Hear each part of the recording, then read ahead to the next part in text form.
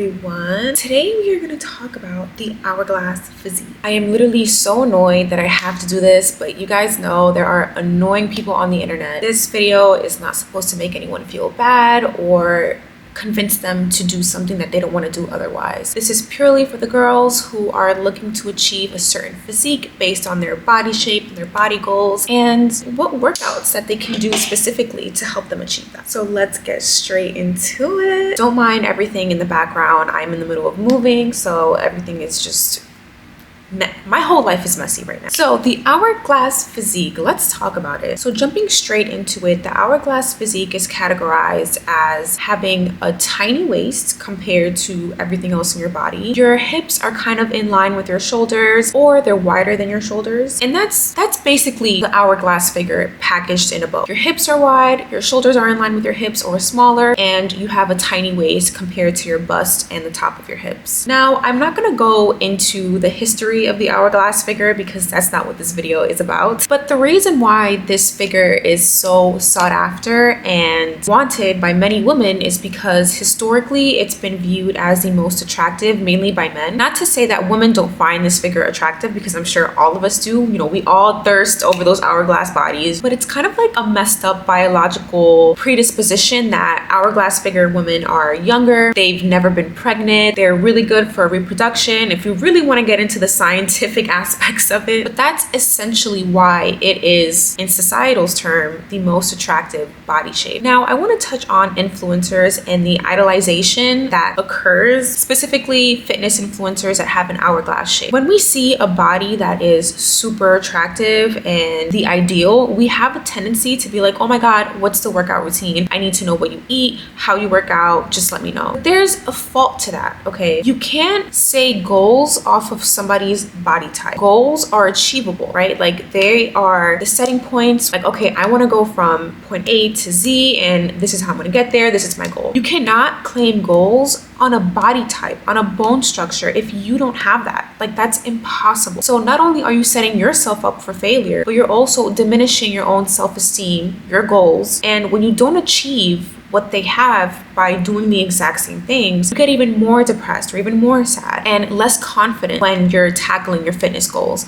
And that's why it's so harmful. So when you see an influencer with an hourglass body, after this video, you're gonna be able to easily point out, okay, she has this body type, she has this body type, because it's gonna aid you in figuring out, okay, am I idolizing their body or am I idolizing their growth and their muscle hypertrophy? So that's something to think about.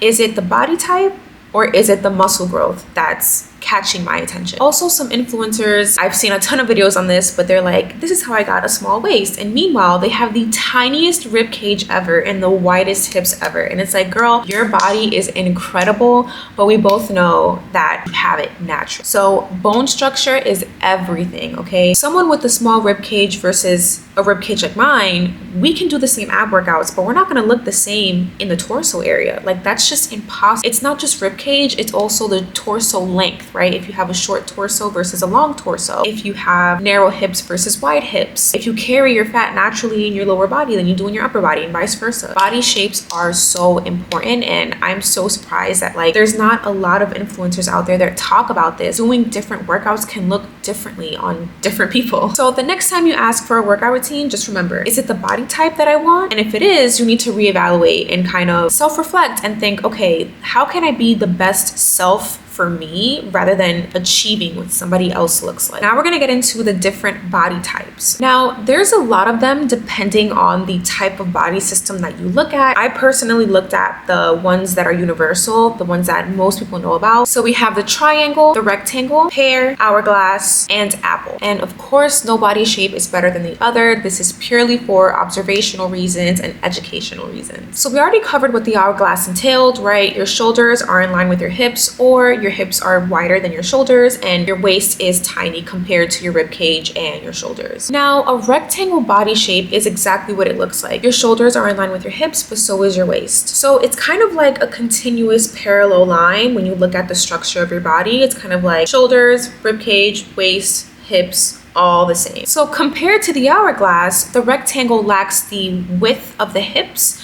as well as the cinch of the waist. The pear shape is very bottom heavy, right? So they carry most of their weight in their lower bodies. Their legs are wider than their upper body. They might have narrow shoulders. They might have a tiny waist as well. But the main point here is that most of their weight carries in their lower body to the point where it's wider than the upper portion. So Pear compared to the Hourglass, they both have similarities in being bottom heavy, but the difference is top for the Pear, it's more narrower than the Hourglass physique. Also, you can have a wide waist or wide rib cage with the Pear shape, but the key difference here is a wider lower body. Now moving straight on to Apple. So the Apple shape carries most of their weight in the middle section of their body. So their shoulders and legs are in line. However, most of their weight is put towards the midline section or their stomach area. And their stomach area tends to be wider than the upper and lower portion of their body. The concentration is more so towards the midline section. And then we have the triangle shape. So the triangle shape is kind of like Pear in reverse. Most of the weight is coming from up here, the upper body. This isn't always the case, but upper body might be wider than the lower body. The weight of the body kind of goes in this direction like this.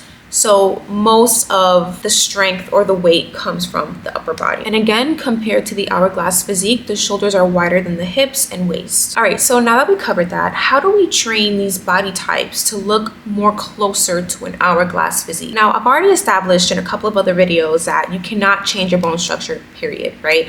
Wherever you gain fat, wherever your bone sits, it doesn't matter, okay? It doesn't matter, you cannot change that. Now, what you can do is build muscle. You can build muscle in areas that you need, and that is the beauty of weight training. You can build your physique however way you want. If you want bigger lats, you can build your lats. If you want bigger legs, you can build your legs. You can build your side glutes. You can build anything, okay? So knowing this, we're gonna cover every single body type and what areas they might need to focus on in order to enhance the Hourglass physique according to their body shape, of course. You cannot completely alter and warp your body like a Facetune, okay? That's not gonna happen. It's never gonna happen unless you get surgery, of course. But what we're aiming to do is enhance and decrease areas that bring us closer to the body that we want for ourselves, okay? Let's start with triangle.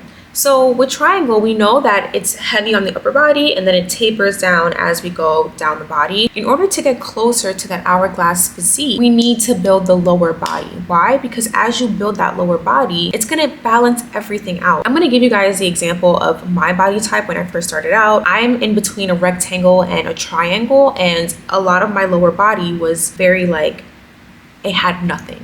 I carry most of my weight in my stomach and in my shoulders and in my back. So I had to really focus on building that lower body. And when you build that lower body, your quads, your glutes, your calves, it's gonna even itself out and give you a more balanced look. Not just your quads, but also your hamstrings, your side glutes, so your glute medius and your glute minimus. And I would even say calves if you naturally have thin calves as well. But I know some people already have thick calves by genetics to begin with, so that's not a necessity, but focus on building your lower legs. Now for the upper body, because you are upper body heavy, I would focus more on moderate weights and upping the sets. So instead of going ridiculously heavy for upper body, I would suggest take it down a notch, do moderate weight, do cable training, and really focus on slowness to make sure that you're focusing on the form. I would go light in the lat workouts because generally triangles have big lats, but I would still train them. But ideally, you still want to train every single body part just because you need that cohesive look, and it's going to tone you up. It's going to look so good regardless, but the key is to not go as heavy as you would for lower body, because obviously for hypertrophy training, heavy equals growth. Now let's get into rectangle. So for rectangle, let's say that you cannot control the fact that your fat goes to your stomach and your rib cage is wide, right? So what you can do is build your lower legs and build your upper body. So you have this up and down parallel look to your body. So how do you enhance that small waist? By growing your quads and your side glutes and your legs, while also building your shoulders and your lats, okay? Building your lats is going to taper that look down for you in your back area. So when you build your shoulders and your lats, it rounds out the top of your shoulders and gives you that nice chiseled look, while also in your lats give you that slope so that it gives you that hourglass illusion of your upper body tapering down to your waist. So you're growing your lower legs, you're growing your glutes obviously, and your side glutes. Now with this you can train moderate to heavy, but when you get to the look that you want in your upper body, stick with that weight and don't go anymore. And the reason for that is because once you find your ideal look in your body when you're weight training for anything, it's recommended that you stick to that weight and train moderately from time to time so that you can maintain that look. So that's what you're gonna do. You're gonna go and you're gonna build strength and go heavy on your upper body. However, once you get to a place where you're like, okay, I like the way I look, I love this, I love everything, then you can just train moderately from then on out for your upper body, but essentially shoulders, lats, side glutes, and lower body. Growing those areas will help, again, minimize the waist section of your body. Now let's get into pear. So a pear shape carries all of their weight in their lower body. So what's something that we need to balance out? The upper body. The upper body, okay? You need to train upper body as if you're training lower body, right? So regardless, for all of the shapes, we're all going heavy lower body. Like that's a gift. Growing your lower body is key to an hourglass physique, period, no matter what shape you are. But for a pear shape, they might need to grow a little more than the average body type. So that would mean focusing on your lats, on your shoulders, biceps, triceps, everything. Okay, and when I say focus, I mean like really dedicating time, at least 2 to 3 workouts for each muscle in your arm. So when you build your lower body, you build your shoulders, your chest, everything, all of that is going to even out the heavy lower body that you have. And now for the apple shape. So for the apple shape, it's kind of similar to a rectangle in the sense of how you train and what muscles you target. So number one, building your legs is going to be your priority. You need to even out the shape by building the lower legs, building quads. And obviously this is going to take time with every body shape. You know, you can't build muscle overnight. My individual success was contributed to 3 years of being consistent. So please be patient with yourself.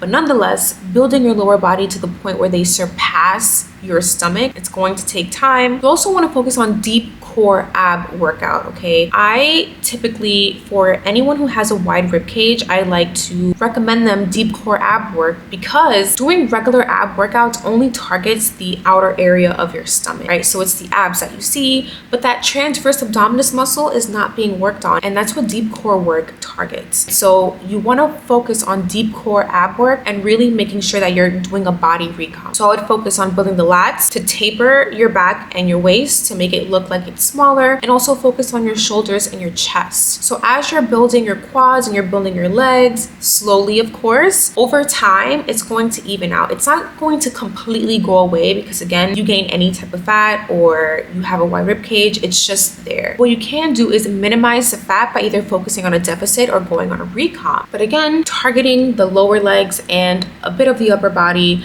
I would do that. We're focusing on chiseling our lats, not growing them. So now that we've covered every body type that's not an hourglass, let's focus on what workouts will get you there. So if your body type requires you to build your lower legs a lot, then these are the workouts that you should be doing. So by that we mean literally any compound movement or heavy movement, right? Leg press, squats, RDLs, hip thrusts. All of these are mainly glute focused, but they still target secondary muscles like the quads and the hammies and the calves. Once you focus on building those up, training to failure, progressively overloading, it's going to build your quads over time. Of course, we are not talking about the nutrition aspects, which is, in my opinion, a little more important than going heavy at the gym. That's another video for another time. But those compounds are really good to start with. Next, you want to add in things like a single leg workout. So Bulgarian split squats, lunges, goblet squats. I personally don't do these, but you can also do leg extensions, both for the hammies and for the quads. Any quad building workout would be so good. Now, let's say you have a body type that requires you to go moderate for your upper body, but not completely heavy, like a triangle or an apple shape. I would suggest, now, of course, this is my personal suggestion and what I've seen in the changes of my body when I switch different training methods, but I highly recommend cable workouts, okay? Cable workouts are phenomenal. Not only is that type of training used a lot during Pilates, so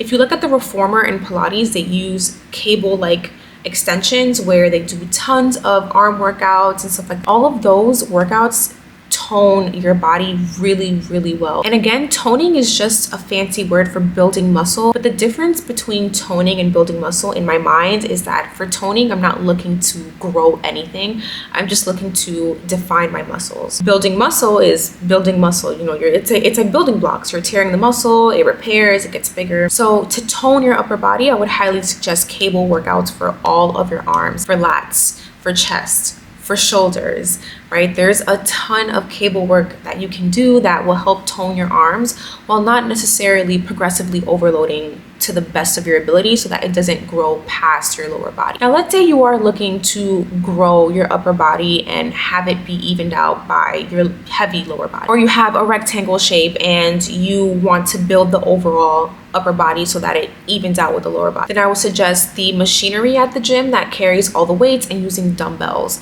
Those are really, really good. They test your balance, specifically the dumbbells. So things like a shoulder press. So I'm gonna list all of them out here because there's a lot of them to say them on camera, but working on all of them and progressively upping the weight little by little will help grow those areas. So again, it's important to love your body type. And I get that it's probably weird hearing me say that because you're watching a video on how to achieve that hourglass physique, right? But the point is to love where you're starting and love yourself all throughout, right? Because that girl that's you right now, your future you is gonna thank for working hard, for fine-tuning and getting her what she wants. But it's important to realize that you're not going to 100% look like somebody else, and that's not the goal. The goal is to refine you, refine your body, refine what you need to the best of your abilities, and you're gonna look the best you've ever looked because it's you. That's the message, that's the goal. And I hope you guys enjoyed this video and incorporate some of these different training methods that I've listed out in the video. If you want to personally train with me, just send me an email, or if you want to book a consultation, I have the link below. With my clients, I always make sure to give a specialized, personalized workout plan based on their body goals and what they have access to. It was so fun talking about this, and I'll talk to you guys later. Bye.